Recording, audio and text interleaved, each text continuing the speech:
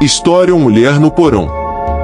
Isso aconteceu em Bowling Green, Kentucky, uma cidade onde, na época, um homem chamado Bruce Wilkerson era o prefeito. Ele era dono de uma pequena casa na área que estava sendo reformada, mas ele ainda passava a noite lá nas semanas em que a casa estava sendo trabalhada. Era de madrugada, em 22 de abril de 2020, quando Bruce acordou com barulhos altos vindos do porão da casa. Ao recuperar a consciência, ele também lembrou de sentir cheiro de fumaça de cigarro. O porão era mais como uma adega e era preciso sair para fora da casa para acessá-lo. Bruce saiu e caminhou até a entrada do porão. Lá, ele notou sangue borrado na porta do porão, não muito, mas o suficiente para levantar preocupação. Ele abriu a porta e entrou. Lá ele encontrou uma mochila cheia de roupas femininas e outros itens diversos. Bruce imediatamente ligou para o departamento de polícia de Bowling Green, um departamento onde ele havia trabalhado anteriormente como policial. Ele perguntou se havia algum relato de uma mulher desaparecida, mas foi informado que não havia. Então, ele fechou a porta do porão e voltou para cima. Apenas momentos depois de entrar na casa novamente, a energia foi cortada. Isso fez voltar para o porão mais uma vez. Dessa vez, ele notou que a porta do porão estava aberta. Novamente, ele fez uma busca no interior e encontrou uma mulher aparentando ter cerca de 20 anos. Ela estava desgrenhada e coberta de sujeira. Bruce percebeu que ela estava se escondendo de alguém e decidiu ligar imediatamente para a polícia. No entanto, assim que ele fez a ligação, ela saiu correndo do porão e fugiu. Nada havia sido roubado, então ele não estava interessado em prendê-la, mas mesmo assim acabou chamando a polícia. Ele procurou na área circundante, mas nunca encontraram a mulher. Ainda não se sabe quanto tempo ela havia estado morando lá e sua identidade também é desconhecida. Com nenhum caso relevante de pessoa desaparecida, é provável que isso não mude tão cedo. Ela nunca foi vista desde então. Apesar dos esforços para encontrar a mulher, ela permaneceu desaparecida. A comunidade local ficou intrigada com o incidente e especulou sobre a identidade e as circunstâncias que levaram a mulher a se esconder naquele porão. O caso recebeu ampla atenção da mídia local, e as autoridades continuaram investigando para tentar descobrir mais informações. A polícia examinou a mochila e os pertences deixados para trás pela mulher no porão, na esperança de encontrar pistas que pudessem levar à sua identidade. No entanto, não havia documentos de identificação ou evidências conclusivas que pudessem ajudar na identificação.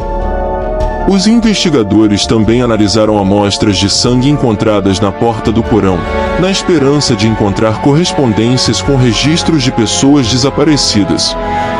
No entanto, os resultados não levaram a nenhuma descoberta significativa. A falta de relatos de pessoas desaparecidas compatíveis com a descrição da mulher complicou ainda mais a investigação.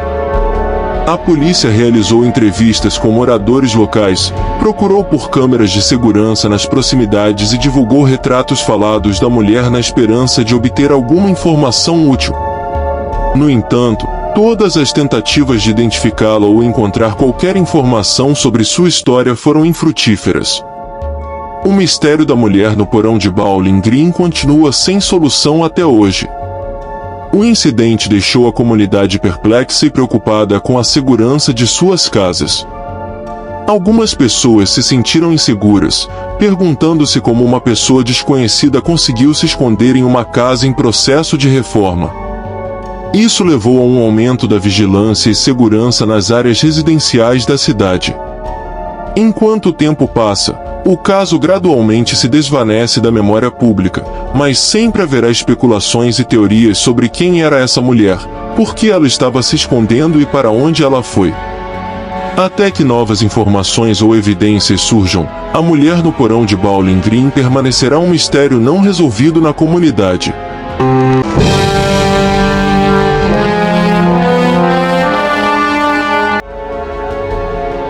História: Duas casas abandonadas. Estamos em 2 de agosto de 2010, pouco depois das 20 horas. Um segurança em Ontário, Canadá, estava realizando suas rondas noturnas em terras de um aeroporto rural pertencente ao governo.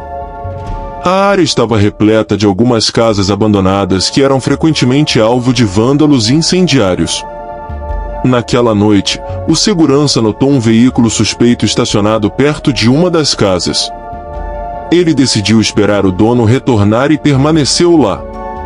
2 horas se passaram até que ele finalmente desistiu e continuou com suas rondas. Quando ele completou uma volta completa e voltou ao mesmo local, o carro havia desaparecido. Apesar de não ser algo significativo, o segurança fez um relatório sobre o incidente. Avançando mais de um ano, em novembro de 2011, uma equipe de empreiteiros foi enviada à mesma casa para avaliá-la antes da demolição. No entanto, durante a inspeção, eles descobriram algo no porão. Ao entrar, viram correntes presas ao teto, que se estendiam até o chão. A sala toda tinha sido recentemente pintada de branco. Havia uma bancada de trabalho de construção e ferramentas marcadas com tinta vermelha. Vários galões de água estavam presentes, e todas as janelas tinham vidros duplos. As paredes e o teto estavam isolados com fibra de vidro em camadas duplas. Os empreiteiros imediatamente chamaram a polícia, que considerou várias possibilidades, como se aquilo poderia ser um cenário de filme. No entanto, também consideraram cenários mais sombrios, como se alguém estivesse planejando sequestrar outra pessoa e mantê-la trancada ali. Os policiais examinaram os registros e encontraram o relatório feito pelo segurança mais de um ano antes. Felizmente, o segurança havia anotado a placa do carro no relatório, o que deu às autoridades um ponto de partida. Eventualmente, isso os levou a um homem chamado Robert Edwin White.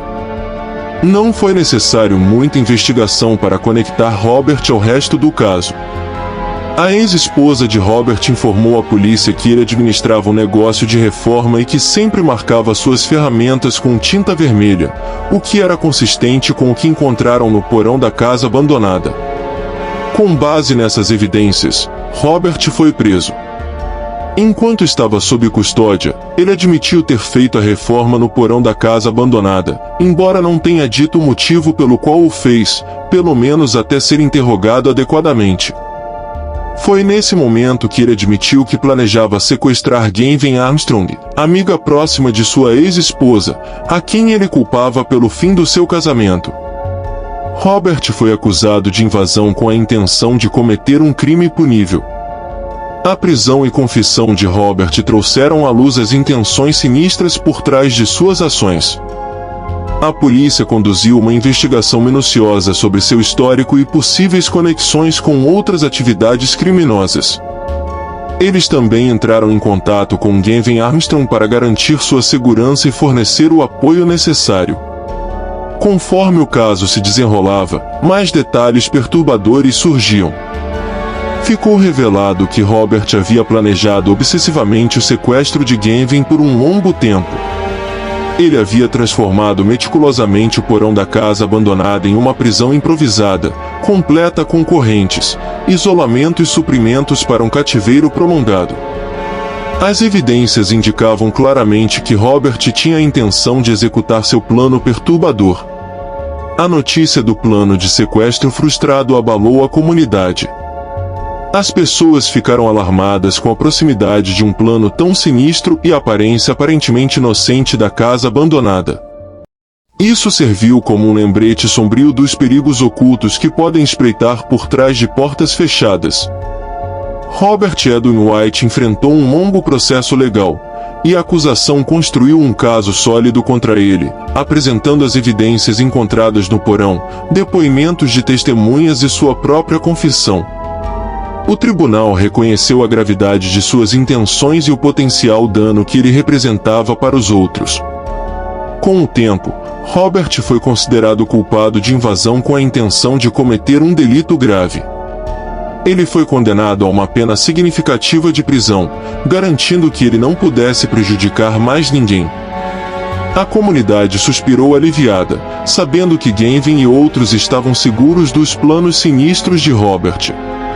O incidente desencadeou uma conversa mais ampla sobre a segurança de propriedades abandonadas e a necessidade de uma vigilância e monitoramento melhores nessas áreas.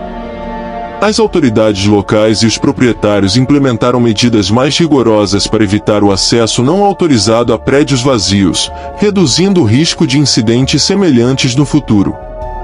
O caso da casa abandonada e de Robert Edwin White serve como um lembrete arrepiante da importância da vigilância e dos perigos potenciais que podem estar ocultos diante dos nossos olhos. Também destaca o papel crucial de indivíduos observadores, como segurança, ao relatar atividades suspeitas, potencialmente evitando resultados trágicos.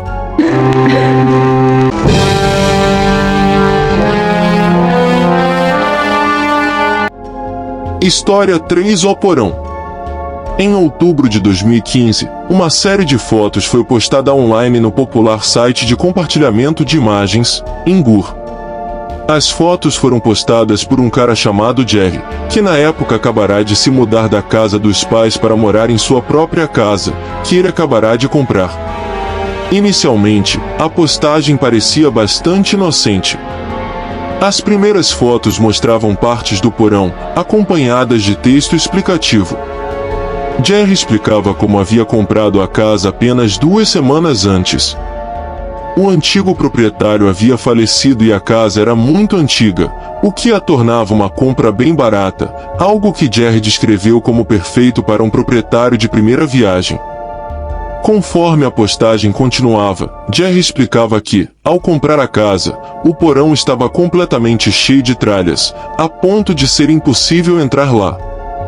Ele começou a limpar o porão por conta própria e foi quando notou uma placa de madeira compensada encaixada de forma estranha na parede, algo que ele nunca tinha percebido antes. Ele tentou movê-la, mas estava presa na parede pelas escadas. Ele pressionou a parte de cima e conseguiu ver outro cômodo.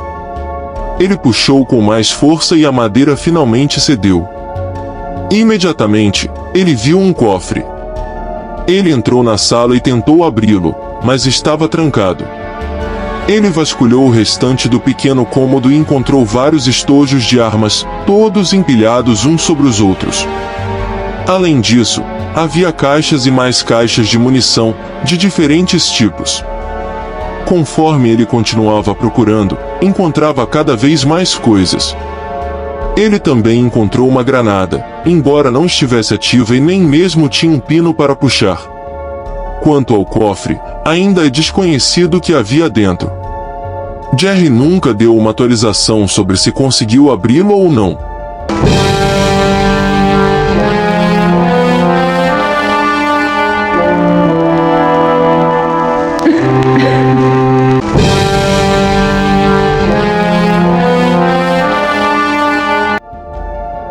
História 4: Porão de Velmas. Velma Kellen era uma aposentada de 73 anos que morava em Yale, Washington. Estávamos chegando ao final de 2012, por volta da época em que estava começando a ficar realmente frio lá fora. Velma costumava usar rotineiramente a lareira de sua casa para mantê-la aquecida, mas começou a perceber que tinha pouco efeito na temperatura interna. A casa continuava fria. Ela aumentava a potência da lareira ao máximo, mas mesmo assim a casa permanecia fria. Finalmente, ficou insuportavelmente frio e ela chamou um técnico para consertar o problema. O técnico foi até o porão, onde a lareira estava localizada, e lá ele encontrou algo estranho. A lareira estava funcionando bem, mas o duto de ar havia sido rasgado para redirecionar o calor para o porão, em vez da casa no andar de cima. O técnico também notou garrafas de cerveja vazias e outros lixos espalhados pelo chão do porão. Ele consertou o duto e subiu para contar a Velma. Quando ela ouviu sobre isso, lembrou-se de outras coisas estranhas, como o cheiro de cigarro em sua casa em momentos aleatórios, ou como ela sempre notava que a porta dos fundos ficava aberta depois de ter certeza de que a havia fechado na noite anterior. Ambos perceberam que alguém claramente estava morando no porão de Velma. a polícia foi chamada e realizou uma investigação mais aprofundada. Eles acreditavam que alguém estava entrando no porão através de um espaço de rastejamento, que estava coberto por uma laje de pedra. Velma substituiu esse duto no dia seguinte. Nenhuma prisão foi feita e nada mais aconteceu desde então. A duração em que essa pessoa esteve vivendo no porão de Velma é desconhecida.